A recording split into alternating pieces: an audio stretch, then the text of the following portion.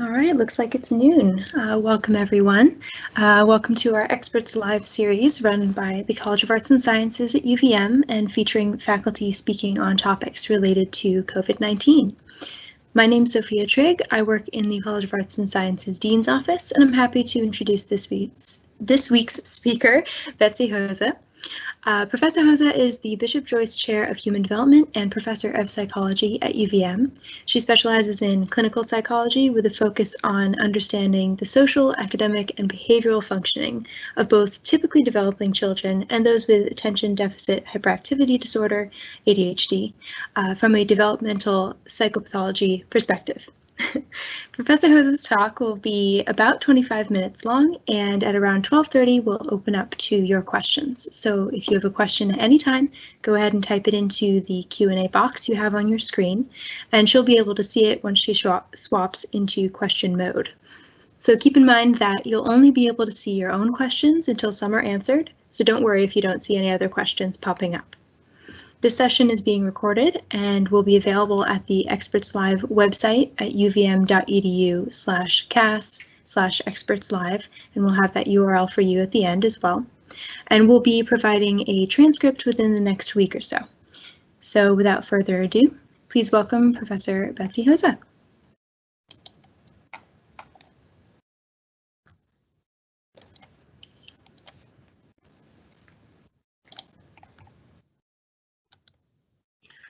Okay, can you see my slides? I'm going to assume that's a yes, unless I hear otherwise. So thank you, everybody. As Sophia said, I'm a professor of psychological science and the Bishop Robert F. Joyce Chair of Human Development at the University of Vermont. And I'm going to talk to you today about the potential impacts of the stay-at-home policies on children and their families. It shouldn't come as a surprise to anyone that the COVID-19 pandemic really imposed upon us a new way of life. There were unprecedented demands, things that none of us would have imagined even just a few months ago. And unfortunately, we had virtually no time to prepare for these very dramatic changes.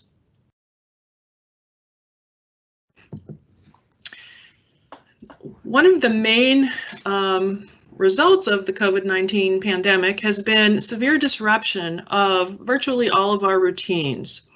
So at the educational level,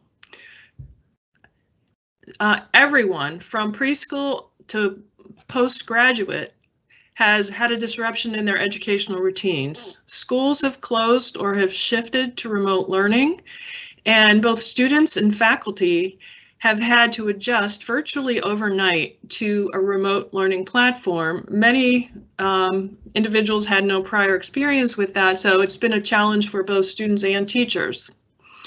For certain types of learners, specifically those with learning differences, this immediate shift to remote learning may have been particularly challenging, and many students still may be struggling to make that transition. In terms of disruption of employment, many individuals have lost their jobs, and those that were fortunate enough to retain their jobs, many have shifted to a remote working environment, working from home, sometimes under less than optimal conditions. Folks who have retained their jobs and are not working remotely, many of those people are on the front lines, either as healthcare workers or workers in essential businesses such as grocery stores. Those individuals are facing a whole different set of stressors as they face day-to-day potential exposure to COVID-19 on the job.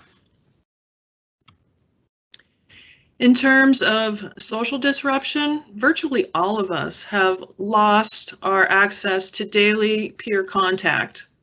This may lead to feelings of isolation, and even when we do go out into the community, due to the various social distancing policies that have become a new way of life, it's not quite the same. There's always a constant fear of exposure and a sadness that we can't have the same type of peer contact that we had just a few months ago. Another effect has been that whereas it used to be that family members would disperse in the morning, children would go to school, parents would go to work, and then reconvene at the end of the day. Instead, the family household has become the epicenter of virtually everything. Parents are trying to work from home remotely, students are trying to learn remotely, often vying for limited Wi-Fi bandwidth, and everyone's under the same household virtually around the clock. So that adds its own stressors as well. Parents have been tossed into multiple roles, often having to serve as full-time employees at the same time that they're serving as full-time caretakers, and also in some instances as teachers for their children if this remote learning isn't working quite so well for their children. Another thing we've all had to grapple with is shortages of resources that we used to take for granted. Things like childcare. We can't take childcare for granted anymore, and we're all looking forward to the opening of childcare, but families had simply had to cope without having their childcare for the last several months. Monetary shortages are a reality for families who have lost their job, and then all of us have had to deal with supply shortages of items that we're used to not having to worry about. Things like certain food items, toilet paper, disinfectants and cleaning products. These are all unprecedented challenges that we're suddenly having to deal with. Emotional support is in shorter supply now, as we have less exposure to those from whom we usually draw this support. So the overall effect of all of this has been a very large level of stress virtually across the globe that has affected all ages, all walks of life, all income levels, with virtually no exceptions. It would be very hard to say that there are individuals on the globe that have been totally unaffected by this pandemic. We also need to keep in mind that the level of stress has been exacerbated for some subgroups within the population, particularly those that were the most vulnerable before the pandemic hit or had the fewest resources. So in talking about what the effects, both immediately and long-term, on children and families will be from this COVID-19 pandemic, that's a really difficult challenge. And the reason for that is this is happening in real time. We're living it. We don't yet know the endpoint.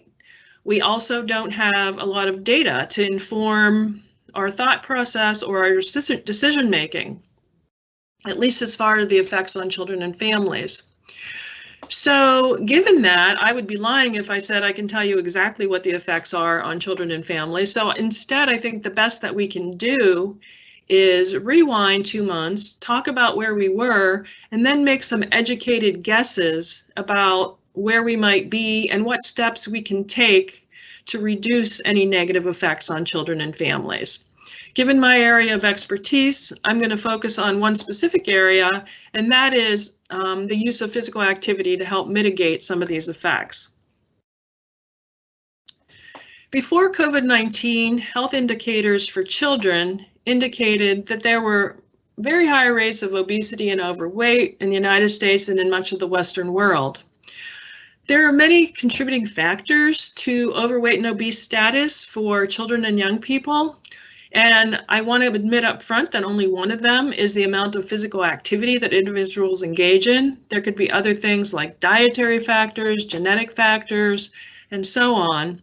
But today I'm going to focus primarily on physical activity because it's something that's very much under our control and that we can use in a positive way. We also know that a concern before COVID-19 was perhaps our young people are spending too much time on screens or engaged in sedentary behaviors.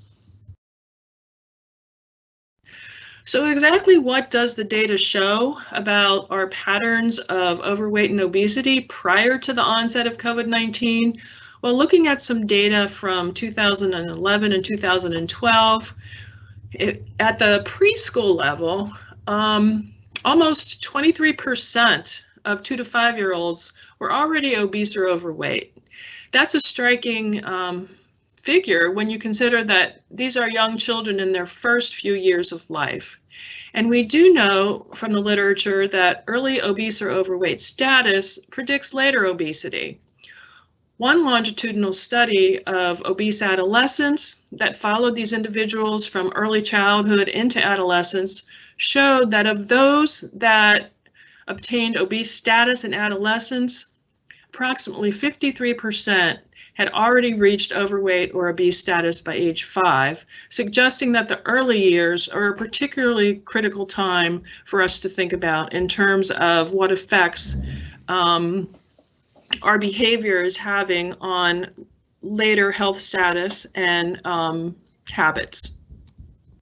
One reason we should be concerned about high rates of overweight and obesity is that just in general, this places individuals at risk for a whole range of later health problems. And the list on the slide is not exhaustive, but it certainly gives a sampling of things that we might be at accelerated risk for if we fall in the overweight or obese category. Things such as diabetes, high blood pressure, cardiovascular disease, asthma, arthritis, sleep apnea, and cancer. So let's look at what the physical activity guidelines by age really are, because this provides a goal or target for us so that we know what we should be aiming for with our own habits and also for our children. Recommended guidelines at the preschool level suggest that children aged 3 to 5 should be getting 3 hours per day of physical activity. What this roughly equates to is about 15 minutes of each waking hour of their day, given an assumed 12 hours of waking time at the 3 to 5 year age range. In contrast, 6 to 17-year-olds should be getting, at a minimum, 60 minutes or more of physical activity per day. And at the adult level, the standards vary based on whether the activity the adults are engaging in is moderate or vigorous in intensity. At the moderate level, 2.5 to 5 hours per week of physical activity is the recommended amount. At the vigorous level, a minimum of 1.25 to 2.5 hours per week.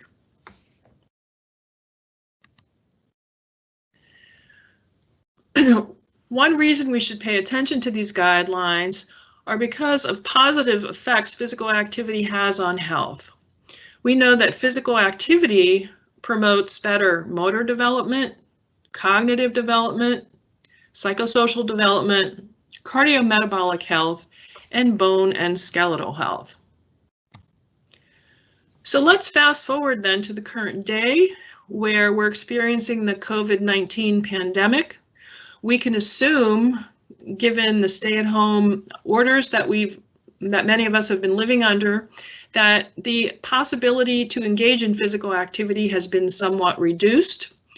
Given stay-at-home orders, we can assume that many of our young children and youth have engaged in increased screen time or sedentary activities. Many playgrounds or public play areas have been closed due to the stay-at-home orders, limiting access to facilities where kids usually get their physical activity. Because of school closures, children have not had the opportunity to engage in school recess or physical education, which are two of the primary sources of physical activity for children of school age. Generally, they've had less opportunity for outdoor time, and for those individuals who are fortunate enough to be able to be engaged in after-school extracurriculars such as dance or organized sports, most of those extracurriculars have been canceled as well. Why is this a concern and something we should be actively thinking about mitigating? Research shows that physical activity impacts both the structure and functioning of the brain in a very positive way. I have a quote up on the slide here that I've gotten directly from the Center for Disease Control and Prevention, and the reference is there at the bottom of the slide. If anybody wants to obtain that source for further information, it's a great resource and it's freely available on the web. But in that document, there's a quote that says the physical movement can affect the brain's physiology by increasing cerebral capillary growth, blood flow, oxygenation, production of neurotropins, growth of nerve cells in the hippocampus, which is the center of learning and memory, neurotransmitter levels, development of nerve connections, density of neural networks, and brain tissue volume. So all these great things happen to the brain when we exercise. Exercise is in some senses, in layman's terms, miracle grow for the brain. And these physiological changes that are produced by physical activity improve our attention, our ability to process information, our ability to cope with adverse circumstances, as well as improve our mood and positive affect. So based on some of this background literature, our interdisciplinary team has been working over the last 8 to 10 years on developing a variety of curricula that can be used to improve or increase the amount of physical activity that young children engage in. Our original program was called Cats on the Move and was designed for children in kindergarten through 3rd grade. And I'll be talking a little bit more about that program in just a few minutes. Our most recent development has been a curriculum for preschool children, and it's called Kitty Cats on the Move. And this program was developed by our interdisciplinary team, which is comprised of specialists in developmental and clinical psychology, exercise and movement science, early childhood education, and special education. We specifically designed this curriculum to promote young children's engagement and enjoyment in physical activity, as well as their understanding of why physical activity is important and should be an integral part of our life, beginning at a very young age.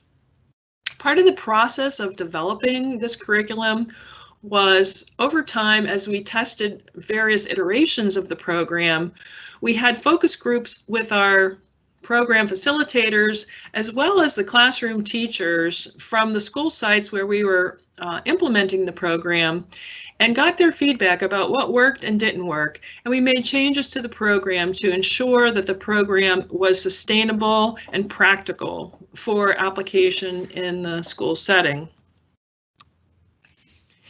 Here's a depiction of the structure of the program, and I want to say up front that the program is a group program. So right now during the COVID-19 pandemic, it's probably not the best way to think about exercising, but I show you the structure because there are certain aspects of how we've structured the program that may be useful even to parents and teachers who are trying to implement physical activity either remotely or at home in their own household settings. This program follows a plan, do, review sequence that was popularized by the high scope early childhood curriculum, and it begins with a 5-minute period where we would discuss with the children the roles for the upcoming activities, what the activities will be. We read them a social story that explains the importance of physical activity to our health, and then we give directions for the first activity. After that plan period, we alternate 5-minute periods of moderate to vigorous physical activity, and these are the do periods on the slide, with 1-minute review periods. So we have 4 consecutive 5-minute periods of moderate to vigorous physical activity separated by a break of 1 to 2 minutes where children can catch their breath, get a water break, and so on. The reason for this is that at the preschool level, 5 minutes of moderate to vigorous physical activity is about all that kids can handle at one time without a break. So when we do our program, we intermix those 5-minute periods with these 1-minute review periods. Now, another important aspect of this structure is that even though we've put our 32 minutes together in one time frame, for parents or teachers who are trying to increase the amount of physical activity, that children under their care are experiencing, you can also intersperse these 5 minutes throughout the day. So if it works better to do a 5-minute period of physical activity before starting a remote lesson, and then to do another one a little bit later after the lesson is over to give the kids a break, that's fine.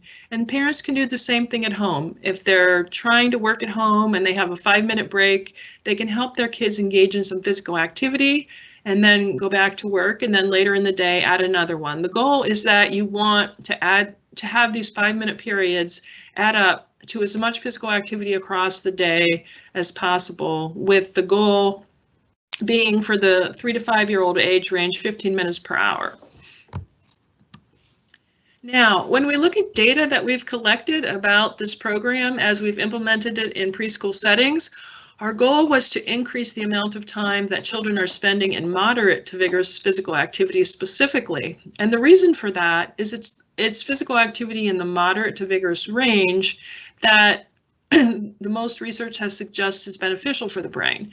That doesn't mean we won't discover other aspects of physical activity that are equally beneficial, but at this point in time, we know that MVPA is really good for the brain. So what our data show is that the Kitty Cats on the Move program does indeed increase time spent in moderate to vigorous physical activity, and also decreases time spent in sedentary activities. Another question we wanted to ask is if students are compliant with the guidelines, or maybe more correctly, does the level to which they're compliant with the guidelines have a real association with meaningful educational criteria such as school readiness. So what we did was we tracked compliance with the physical activity guidelines in our participating preschools over the course of a school year across numerous time points to get an average compliance rate with physical activity guidelines. And then we associated that with the improvement in school readiness over the course of the school year.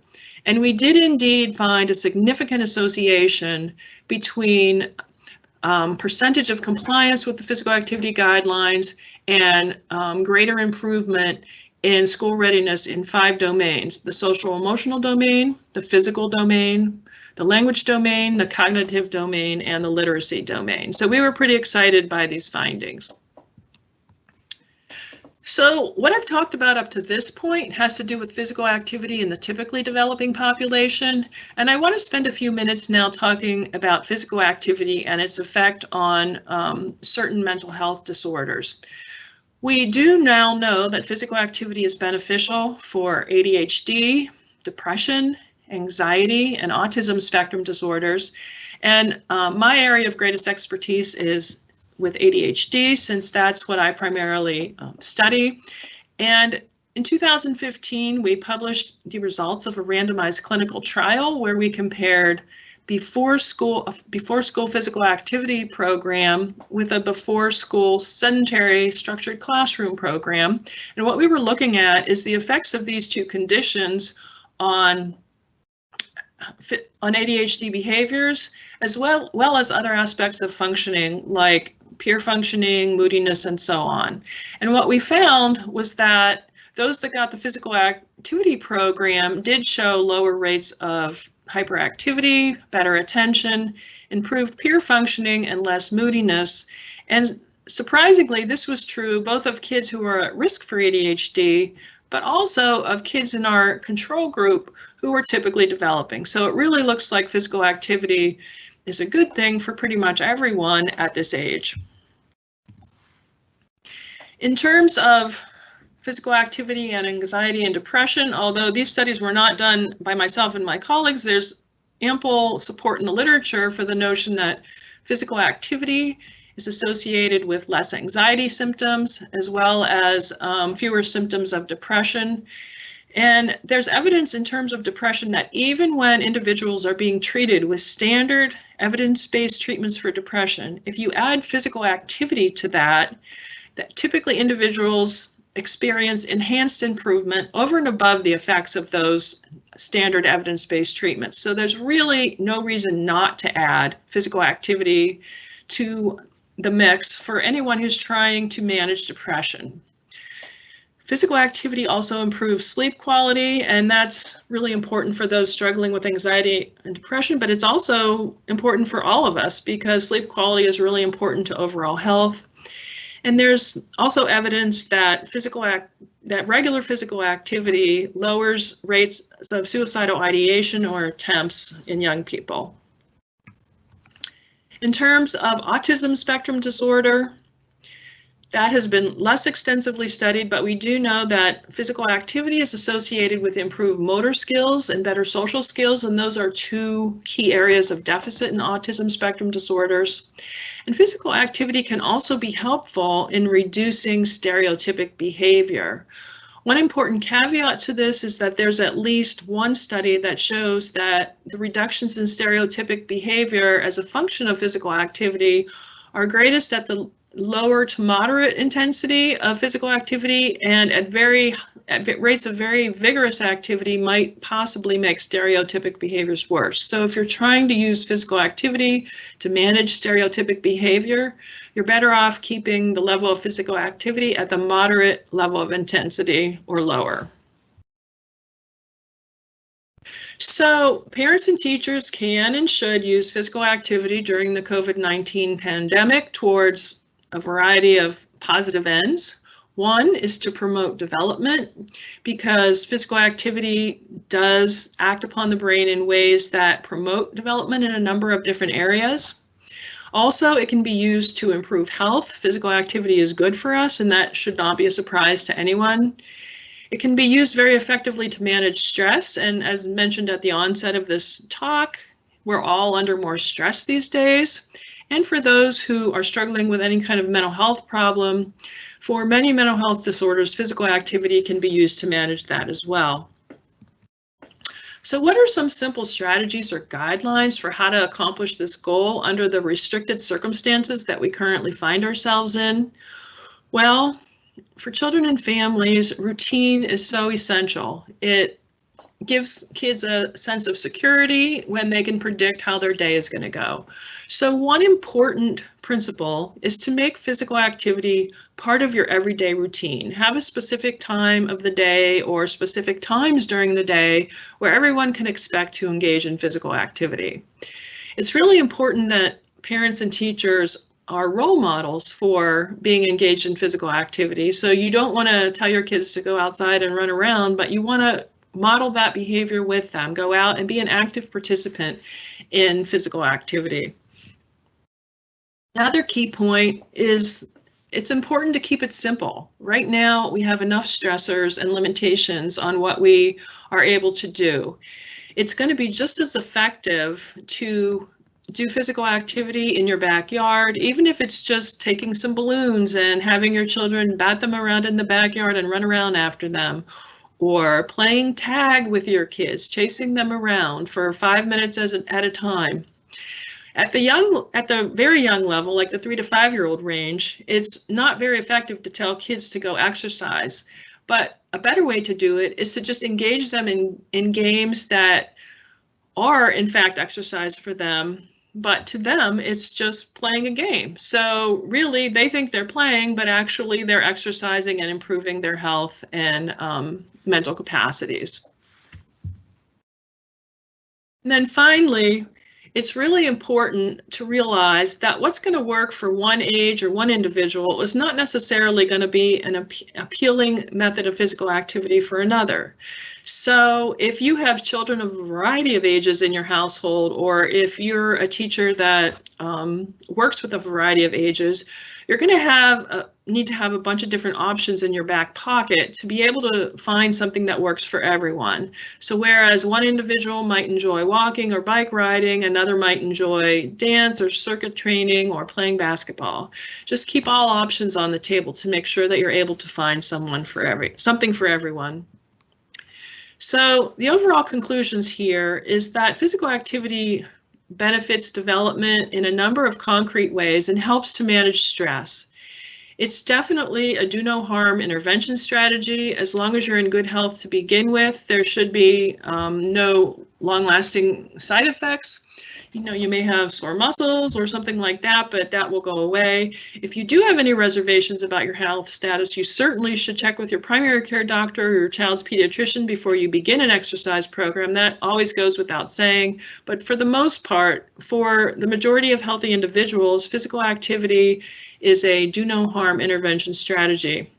It can be used over the long term. Hopefully you'll find, or your children will find, that once they engage in it regularly, they'll want to continue to do it, so it will promote a healthy lifestyle. And for individuals trying to manage mental health problems, it's a very viable way of taking care of themselves, and it can be done easily at home and with family. So I think I'm going to stop there by acknowledging the sources that have funded my research over the past 5 to 10 years, and noting that the views expressed in this presentation are my own and not necessarily those of the funding sources. I'm going to invite you to take a look at our website, and the link is on the slide, or to email me if you have additional questions. And now I'm going to see if I can figure out how to take questions.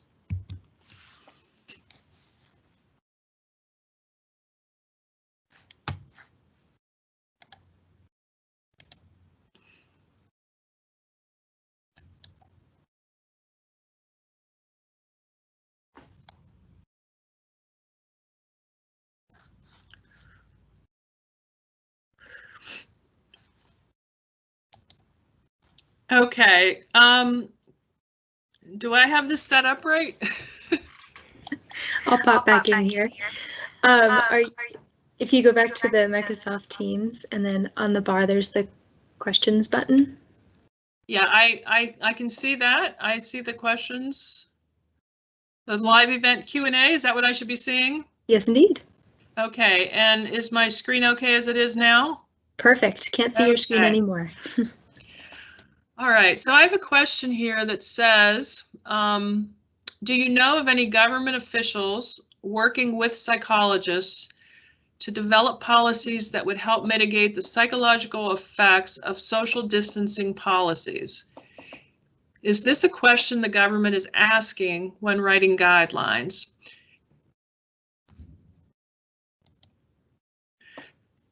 That's actually a very good question, and since we are experiencing this in real time, I don't really know whether that's happening. I would certainly hope that that is going on at the state level, both between, I would hope that legislators are pursuing that as well as the Agency of Ed, but I really don't have any firsthand knowledge as to whether that's going on.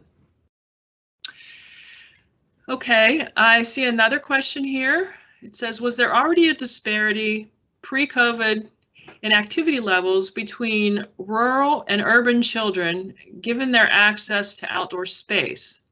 I'm assuming that social distancing and closures would only make this worse.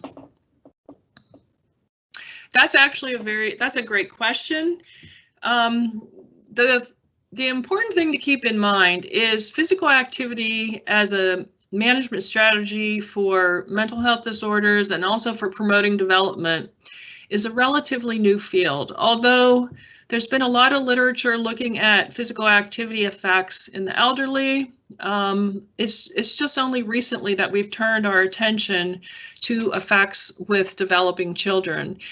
And in fact, up to a few years ago, when No Child Left Behind was in effect, the trend was more towards reducing opportunities for physical activity. And now I'm hoping that the tables are turning more in the direction of increasing opportunities for physical activity, now that we know that physical activity is actually really important for school readiness and optimal learning. So to get back to the question of whether there was a disparity in activity levels between rural and urban children, I don't know of any data that addresses that. I think that's a really important question. I think that's something we should be looking at. But I do believe that social distancing and closures would probably make the challenges in obtaining opportunities for physical activity even worse. But it is something that parents can address at home. I mean, even if you have no outdoor space, you can set up a physical activity opportunity right in your living room. I know families that do not have yards that set up obstacle courses in their living room, and they make little games for their children to play right there. This is something we all can do. We have this under our control. So I want to emphasize that this is something that we can do right now in this moment that may have an impact.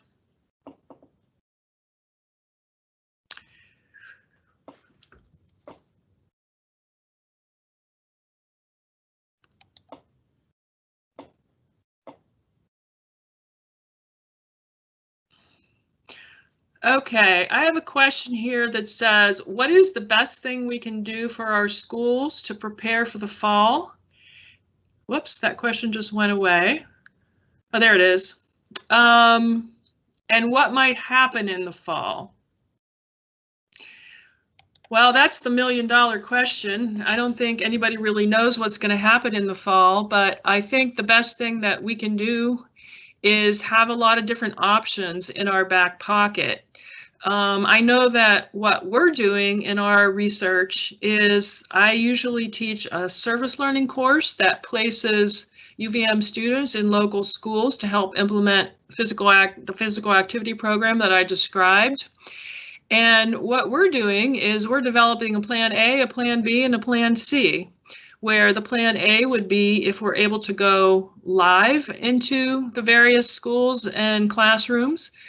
Plan B would be if the children are going to school, but no visitors are allowed. In that instance, we're developing a remote administration system where we can, as long as the classroom has access to the internet, we can lead our physical activity program remotely over the internet. So we're putting that together right now over the summer. And the third option would be if schools are not in session and then we would try to figure out a way by which we can bring physical activity into the home. We're actively developing something called Kitty Cats at Home, which will be an online video-led physical activity program for early childhood. And that's actively in development, and we're hoping to roll that out in the fall. So we have a multi-tiered approach depending on what the situation is in the fall. It's a rapidly evolving situation.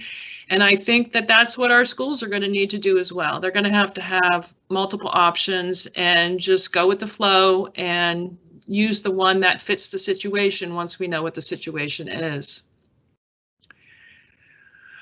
Okay, I have a question here from Suzanne that says, what would you recommend for middle schoolers who would rather remain in their rooms on their devices? That's another million-dollar question. I think probably a lot of parents are asking that question or dealing with that issue. There's lots of different ways to deal with that. I have high schoolers who used to be middle schoolers, and the way that I personally dealt with it is I said, we're going to go out and exercise, and once we finish our exercise, then you can have your screen time. That works for some kids. It may not work for all. But really what you want is the middle schoolers to want to engage in the physical activity. So this is why we're working starting at a very early age to try and get young kids to understand and enjoy physical activity so that it will not be that struggle. But if you do get to that struggle point, that would be one strategy. Another would be to use their love for screen time towards physical activity using some kind of online physical activity program that they can do while they're on their screen that would still give them the physical activity. Those would be my suggestions.